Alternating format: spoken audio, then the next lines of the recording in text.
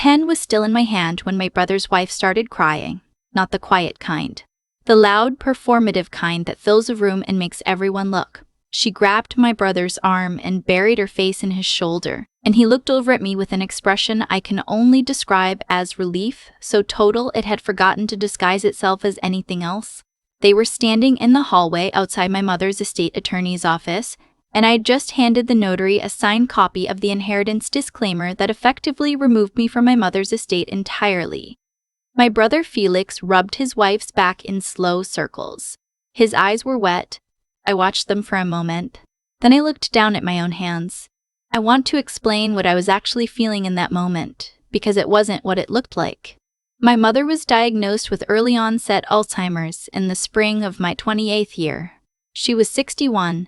The neurologist used the phrase moderate to severe progression and handed us a brochure about memory care facilities in the Portland area, as though the answer to our family's next several years was something you could fold and put in your coat pocket. I was living in a studio apartment in Southeast Portland at the time, working as a forensic accountant for a mid-size audit firm. I spent my days reconstructing financial histories, finding the places where numbers had been rearranged to tell a story that wasn't true. It is precise, methodical work. I am precise and methodical by nature, which is why what happened over the following 2 years caught me as off guard as it did. Felix is 4 years older than me. He married his wife Renata 11 years ago in a ceremony our mother saved for and planned for 18 months. He works in commercial real estate in Scottsdale. They have a house with a pool and a kitchen that was recently renovated and appears regularly in Renata's social media. They flew up to Portland when Mom got her diagnosis, stayed 3 days, took a lot of photographs in the hospital corridor, and flew home. I understand that everyone processes difficult news differently. I told myself that for a long time. What I did not tell myself, because I could not afford to at the time, was that I was the only one processing it through action rather than emotion. I moved out of my studio and into my mother's house on Elmhurst Avenue 3 weeks after the diagnosis. I set up a medication management system on a whiteboard in the kitchen, color-coded by time of day. I found a neurologist who specialized in early-onset cases and fought with her insurance company for 7 weeks to get the specialist visits covered, which eventually they were after I submitted a 40-page appeal I drafted on nights and weekends. I learned what a POLST form was. I learned what a durable power of attorney required in the state of Oregon. I learned what sundowning looked like at 2 in the morning when my mother stood in the doorway of my childhood bedroom and did not know my face. Felix called most Sundays. The calls lasted between 8 and 12 minutes. Renata sent flowers twice. The first time Felix mentioned the house was about 9 months in. Mom was having a good week, which meant she was confused but calm, and I had taken her to her favorite breakfast place on Burnside, and she had eaten most of her eggs and told me about a dream involving her childhood dog. I came home to a voicemail from Felix suggesting that, given the circumstances, it might make sense to think ahead about what happened to the Elmhurst property. He used the phrase practical conversation twice. He said he didn't want things to get complicated later. I stood in the kitchen, listening to the message, and then I set my phone face down on the counter and didn't call him back for 3 days. He called again before I did.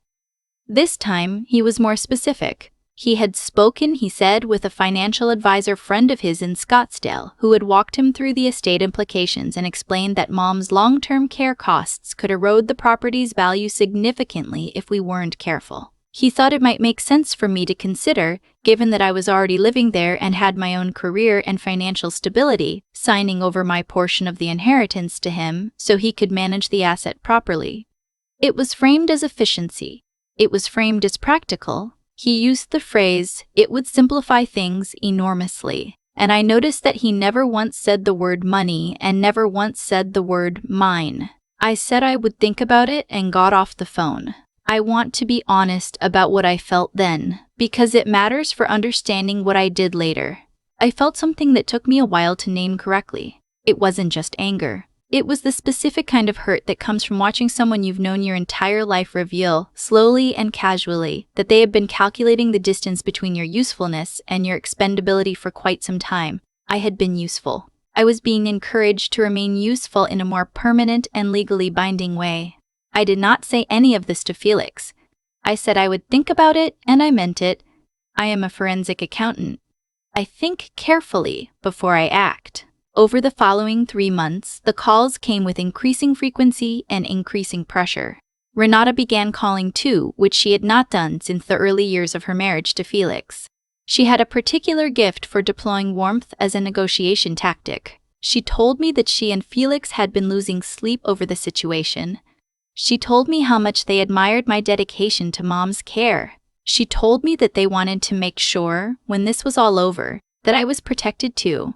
That signing the disclaimer was actually the financially smarter move for someone in my tax bracket given the potential liability exposure on the property. She had clearly spoken to the financial advisor friend because she used 2 of the same phrases he had apparently used with Felix, which meant she had rehearsed this conversation before she had it with me. The document they wanted me to sign arrived by email from Felix's personal attorney, a man named Elliot based in Scottsdale who had a website featuring a professional headshot and a tagline about protecting family legacies. The email described the document as a straightforward inheritance disclaimer that would allow Felix to take full managerial control of the estate property while relieving me of any financial burden associated with it. I read it twice and then I forwarded it to my colleague Petra, who had spent 12 years doing estate litigation before she joined our firm. Petra called me back within 20 minutes. She identified 4 problems before she had finished her first cup of coffee. The document contained no provision for compensating me for the 2.5 years I had been providing primary care. It transferred full control of the Elmhurst property to Felix with no buyout mechanism and no time-limited review clause. It included language that would have waived my right to contest the transfer in probate court. And buried in the 3rd page, in a paragraph that began as boilerplate disclosure text, was a clause that would have had me acknowledging receipt of fair compensation for my caregiving contributions, compensation that did not exist and had not been offered. If I had signed that document, I would have been on record confirming I had been paid for services I provided for free. I sat with that for a long time. I want to explain what I decided and why, because the decision was not impulsive. I went back through 14 months of financial records.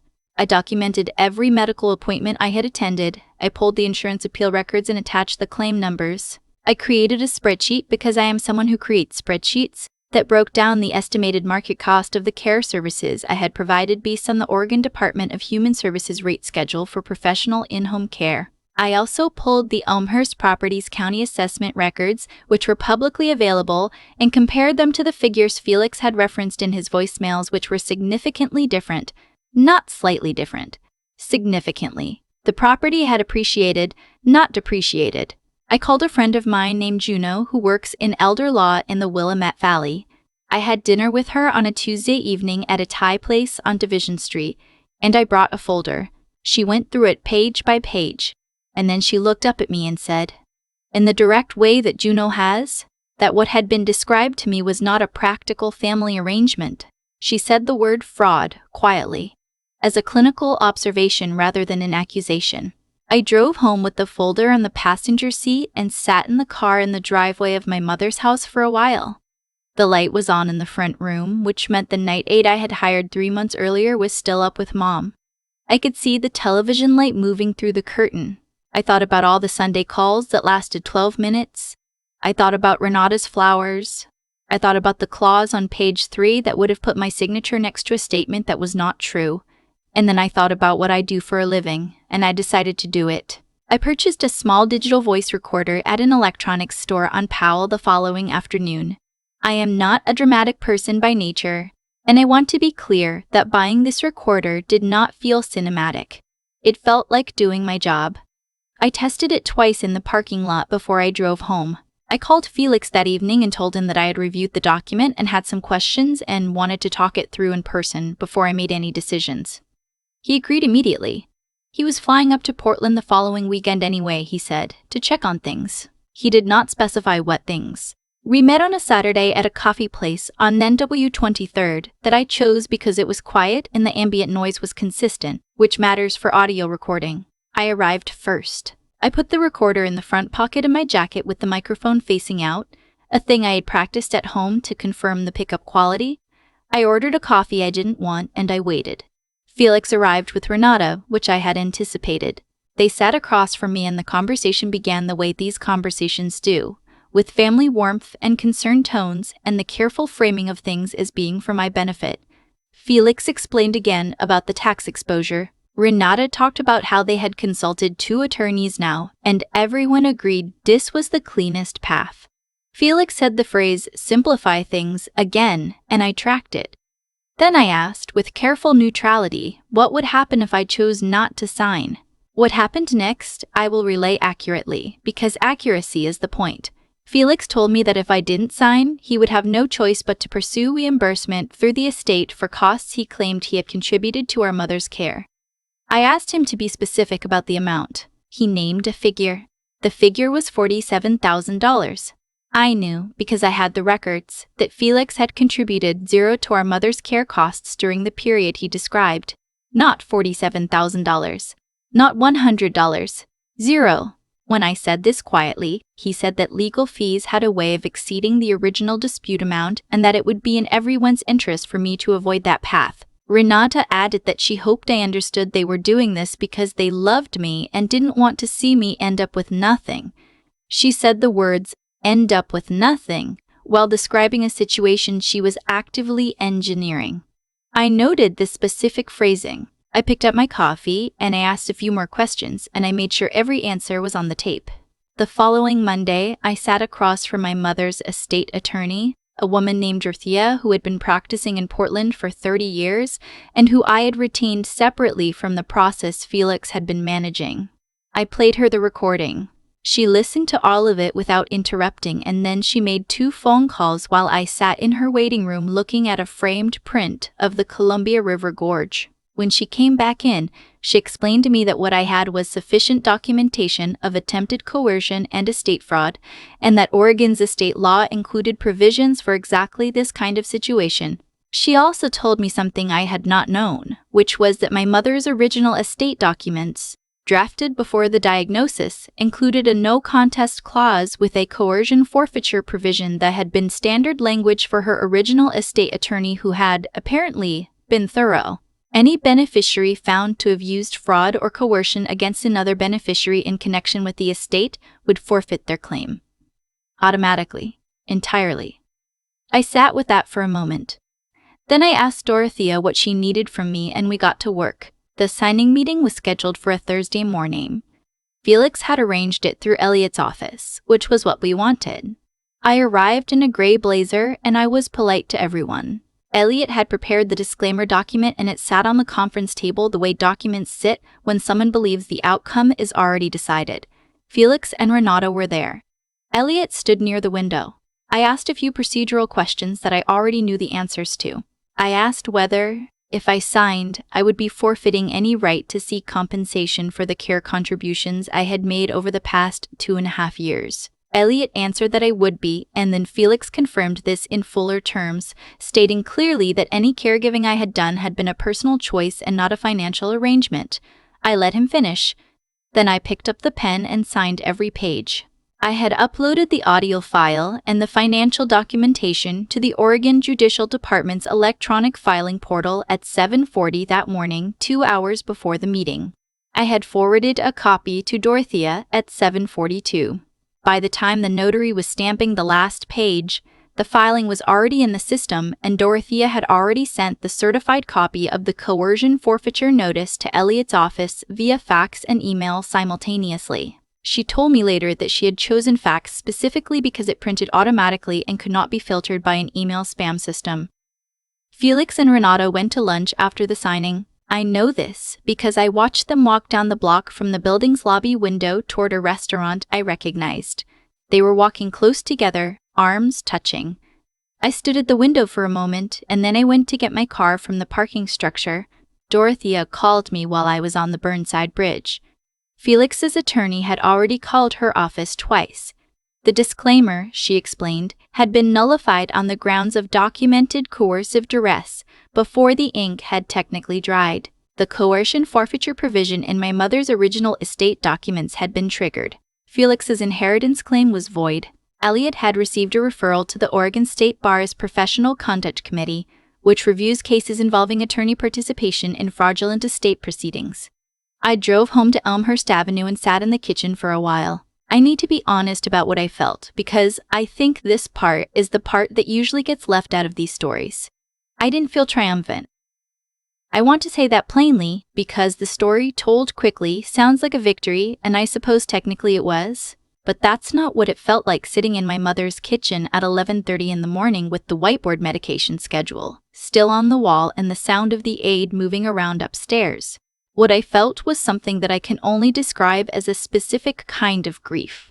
The kind that arrives not when someone dies, but when you understand clearly and finally that a relationship you thought was one thing was something else the whole time. Felix and I grew up in this house. He helped me carry furniture to my studio apartment on the day I moved out at 22. I have a photograph of us from a camping trip in the Oregon Coast Range the summer I was 16 and he was 20, and we're both laughing at something outside the frame. I deleted his contact from my phone 4 days after the ruling came down, and I have not put it back. I used a portion of the estate to settle the outstanding care facility costs I had been managing, and to set up a structured fund for my mother's ongoing care expenses that Dorothea helped me establish. I found a memory care community in Lake Oswego that she seems to have settled into. She has good days and harder days. On good days, she sometimes calls me by my name. I had 2 conversations with a grief counselor in the months that followed. She told me something that I found useful, that it is possible to love someone and simultaneously recognize that the version of them you loved was never entirely the version that existed. That the 2 things do not cancel each other out.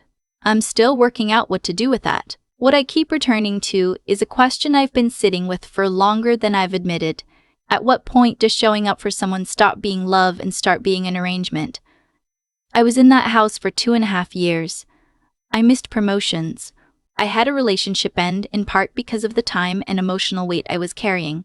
I did all of it because she is my mother and because the alternative was unacceptable to me. And for a period of time, someone watched all of that and saw in the watching an opportunity. The thing I find most difficult to reconcile is not the greed. Greed is ordinary. The thing I find most difficult is that it required knowing me very well to construct the particular pressure campaign that was used. You have to understand someone's loyalty to weaponize it.